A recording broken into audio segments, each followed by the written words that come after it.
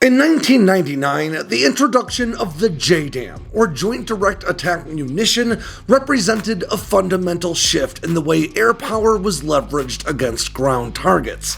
While guided bombs had an appreciable impact on conflicts dating back to Vietnam, and laser-guided munitions rose to fame during Desert Storm, the JDAM introduced all-weather satellite-assisted inertial navigation kits that could be installed on America's pre-existing stockpile of Cold War-era dumb bombs, turning what would have otherwise been a glut of outdated weapons into a 21st century arsenal capable of eliminating ground targets with a high degree of both volume and accuracy, never before seen in combat. In 2015, this technology saw yet another significant development with the introduction of the jdam-er, a new variant of the weapon that saw the inclusion of deployable wing kits that allowed the same sorts of bombs to glide under guidance further than ever before, increasing the range of these weapons from around 17 miles to a whopping 46, making it possible for aircraft to drop these bombs from outside the reach of many types of air defenses. These types of weapons have since been responsible for widespread devastation on the front lines of Ukraine, where Russia's similar glide bomb systems have proven extremely difficult to intercept, and Ukraine has responded in kind, deploying their own Australian and American-sourced glide bombs in response. But as capable as these glide bombs have proven to be in combat, the steady pace of technology continues to march on. And over the past few years, American tactical aircraft have been integrating a new kind of glide bomb that's so broadly capable you could argue it makes the JDAM look like a dumb bomb. With a tri-mode seeker, onboard artificial intelligence, and the ability to locate, identify, and close with even moving targets, this new weapon, dubbed Stormbreaker, pushes the very limits of what bombs are thought to be capable of doing. Because if adding guidance to a dumb bomb makes it smart, adding artificial intelligence to a smart bomb might just make it something else entirely. So let's talk about Stormbreaker and what it means for the future of warfare. I'm Alex Hollings, and this is Air Power.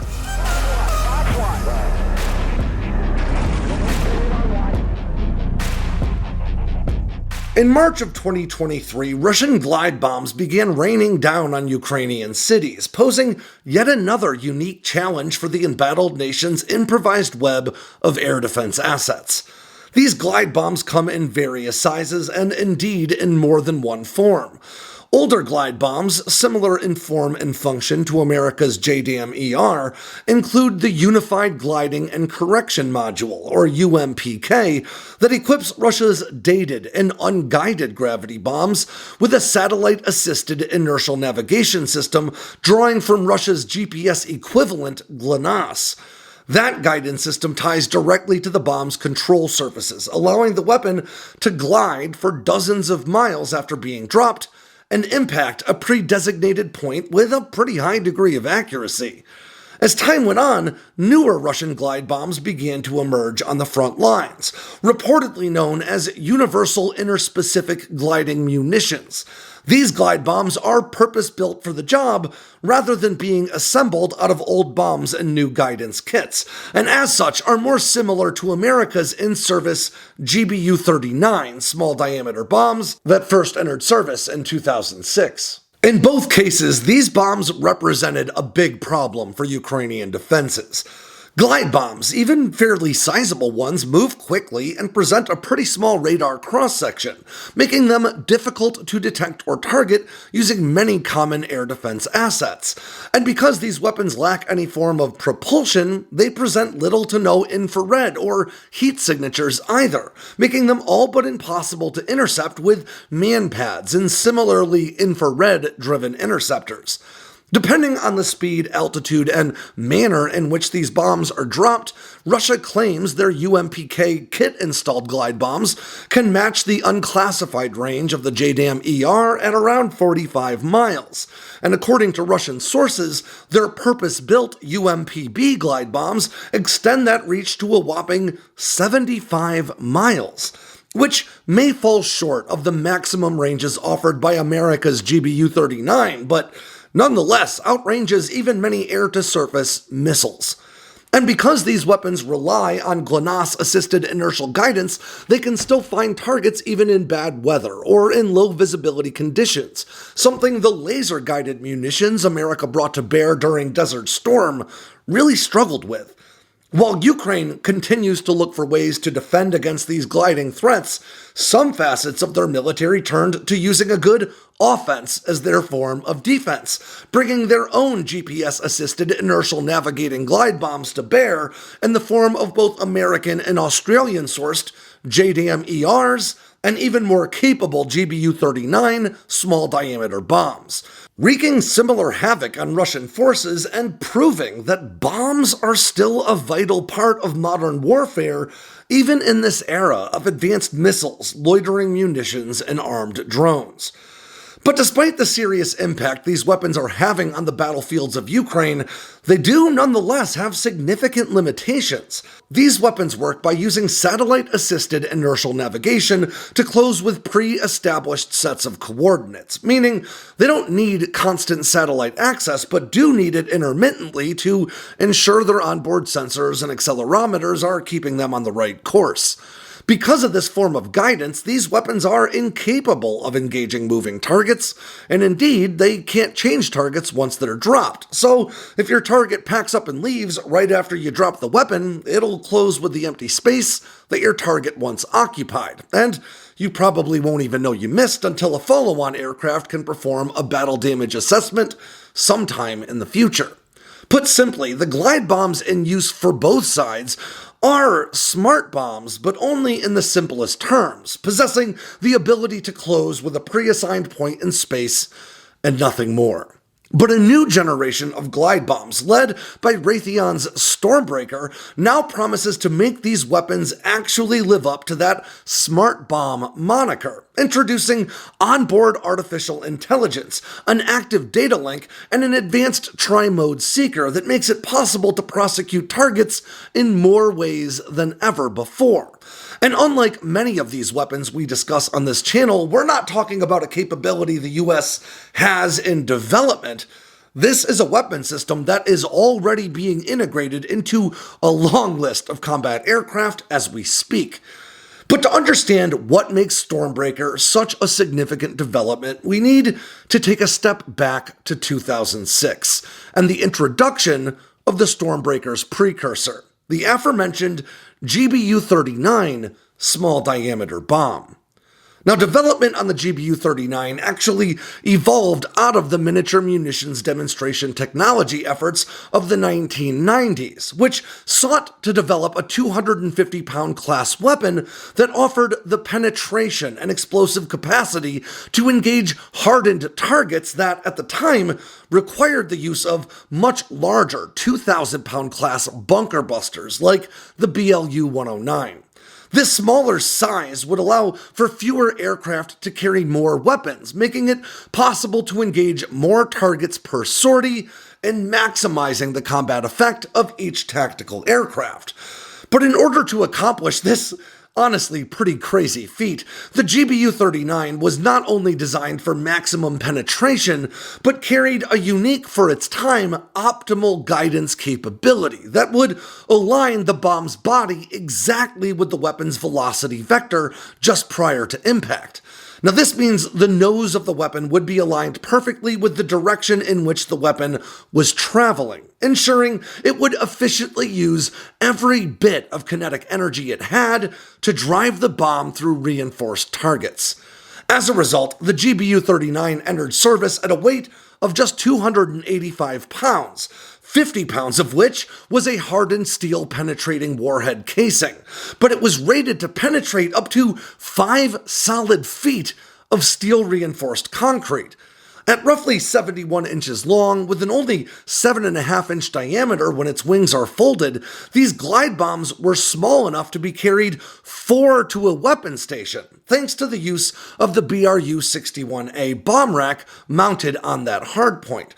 But all that penetrating capability wouldn't matter if the bomb couldn't actually hit its target, and that meant it needed to offer even greater range and, just as importantly, accuracy than America's in-service JDAM kits. So, in order to pull this off, the weapon integrated a Rockwell-Collins-sourced GPS system that boasted more than double the GPS channel receivers found in JDAMs at the time at 12 receivers rather than 5. Put simply, a greater number of GPS channel receivers not only adds redundancy and mitigates some degree of jamming, but it also dramatically increases the number of signals used to calculate the weapon's relative location, offering a huge boost in accuracy. The JDAM, for instance, at the time offered a circular error probable of 5 meters or more, meaning the bomb would strike within 5 meters, or about 15 feet of its intended target. Upon entering service, the GBU-39, on the other hand, boasted a circular error probable of just 1 meter, or around 3 feet. And thanks to its purpose-built glider design, the GBU-39 could reach targets as far out as 60 nautical miles, or just shy of 70 standard miles, beating even the gliding JDM-ER by roughly 24 miles. But despite all of this added capability, the GBU-39 still faced the limitations we discussed at the top of this video, with its GPS-assisted inertial guidance system offering improved accuracy, but still limiting the weapon mostly to stationary targets at pre-programmed coordinates. It was with this in mind that the US Navy and Air Force teamed up in 2006 to begin work on the Small Diameter Bomb Increment 2, with the goal of fielding a 250-pound class glide bomb that could be carried forward to a rack just like its predecessor, but engage even moving targets in adverse weather conditions and limited visibility environments that would hinder the efficacy of laser-guided bombs that are usually used for moving targets. And true to that need, this bomb was soon given the appropriate name of Stormbreaker. Rather than relying solely on its GPS-assisted inertial navigation to close with targets, Stormbreaker carries an advanced tri-mode seeker that includes a millimeter-wave active radar seeker to close with moving targets, an uncooled infrared imaging sensor that can actually locate and identify targets within its field of view, and a semi-active laser seeker to be guided into targets via an off-board laser designator that can be operated from the launching or other aircraft or by ground troops in the area. But maybe most importantly, these seekers don't operate independently, but instead share information across modalities, which, in conjunction with its onboard computing power, allows the weapon to identify targets in flight and prioritize them. And thanks to an onboard dual-band two-way data link, it can receive updated target information to change those priorities, even after it's already been dropped. I'll quote Raytheon's Jim Meagher now. The beauty of Stormbreaker is that it actually seeks out and will find and classify a target for you instead of just hitting a coordinate.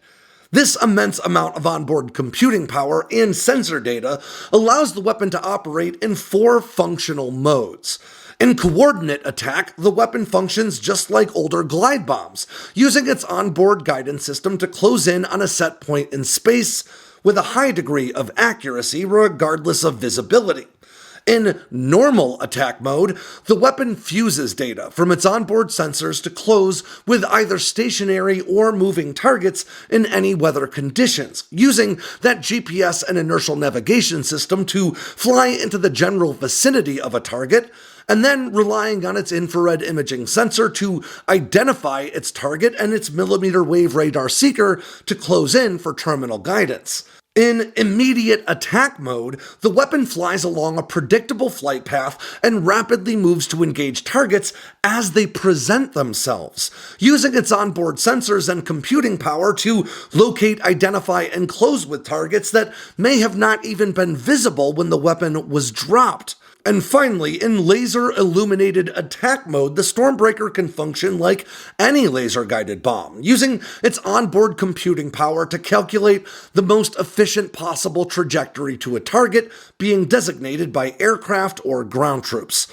Once it closes with its targets, Stormbreaker's next claim to fame is its multi-effects warhead, designed to maximize the weapon's impact across a wide variety of potential targets. This 105-pound shape charge is designed to produce both blast and fragmentation effects, making it well-suited for hardened or armored targets like tanks or structures, as well as soft targets like patrol boats, trucks, and more. But if you ask me, what really makes Stormbreaker so special isn't all the capability it carries into the fight, but rather its ability to carry all that capability in such a small package. The GBU-53 Stormbreaker measures in at just 69 inches long, with a roughly 6.5-inch diameter with its wings folded, and it weighs in at only 204 pounds, more than half of which is its warhead. That's so small, in fact, that the F-15E Strike Eagle can carry a mind-boggling 28 Stormbreakers into the fight at a time, each capable of engaging stationary targets upwards of 70 miles out and moving ones at ranges of 45 miles or more. And that means it's entirely possible for a 4-ship formation of Strike Eagles to fly in and wipe out more than 100 individual targets within a 70-mile radius in just a single sortie. For situations where stealth is more valuable than firepower, Raytheon claims both the Runway Queen F-35A and carrier-capable F-35C can each carry 8 Stormbreaker bombs internally alongside a pair of AIM-120 AMRAAM advanced medium-range air-to-air missiles, though reports suggest the F-35B, with its slightly smaller internal payload bay, may be limited to 6. Nonetheless, when even the F-35 decides to fly in heavy, you can strap an additional 16 Stormbreaker bombs to any variant of the stealth fighter via its underwing pylons. And despite its air superiority focus, the F-22 has not been left out, and it reportedly can also carry 8 Stormbreaker bombs internally, alongside a pair of AMRAAMs and AIM-9 Sidewinders. This combination of stealth fighters and the sheer volume of fire the Stormbreaker allows makes for an arguably unparalleled standoff capability, as that 70 or so mile range means America's stealth fighters can feasibly even use this weapon to take out even advanced enemy air defense assets like Russia's highly touted S-400 Triumph without flying inside the targeting envelope of these systems, which is believed to be around 20 miles for the F-35. And as we've seen with the performance of this weapon's own precursor, the GBU-39 small diameter bomb, and its slightly less capable cousin, the jdam-er, against Russian forces in Ukraine, well, it stands to reason that Stormbreaker would be even more successful. Now, the Pentagon started buying Stormbreaker bombs in 2022, and through the end of 2024 has reportedly already taken delivery on more than 3,000 of these weapons. All told, the Air Force intends to buy some 21,600 Stormbreakers, and the Navy is following suit, placing its own order for 5,800 more, and at a per-unit price of only around $200,000, it is very easy to see why. After all, that's roughly the same price the US Army pays for its most modern Hellfire missiles, which offer about 1/10 the range and about 1/5 the destructive capacity. And in Air Force terms, you could buy around 5 Stormbreakers for the price of a single AIM-120 AMRAAM. In 2023, Raytheon conducted 28 test drops of Stormbreaker bombs from F-35s, Super Hornets, and Strike Eagles in coordination with the U.S. Air Force, Navy, and Marine Corps. And in 2024, they announced that those tests had a 100% success rate, up from a 90% success rate in the early stages of testing. In our world full of rapidly advancing hypersonic missiles that scream across the sky at thousands of miles per hour, exquisite AI-enabled cruise missiles that can hunt in packs over the open ocean, and groundbreaking new quadcopters buzzing throughout the battlefield, it would be easy to assume that the era of good old-fashioned bombs has long since passed, and maybe in a way it has, because Stormbreaker may be good, but there's nothing old-fashioned about this bomb. And if the success of lesser glide bombs on both sides of the front in Ukraine is any indicator, well, Stormbreaker has a long and illustrious future ahead of it. Thanks for putting up with a bit of a stunted delivery on this week's video. I had a root canal yesterday, and I am still living the repercussions of it. But with that, we'll end this week's edition of Air Power from Sandboxx News. I'm Alex Hollings. Make sure to swing by sandboxnews.com today and every day for all the latest in news, entertainment, and motivation from all around the force. If you got anything out of today's video, make sure to click like and subscribe down below and leave me a comment so I know what I should cover next. And of course, don't forget to tap on that bell icon so you never miss a drop from Sandboxx News.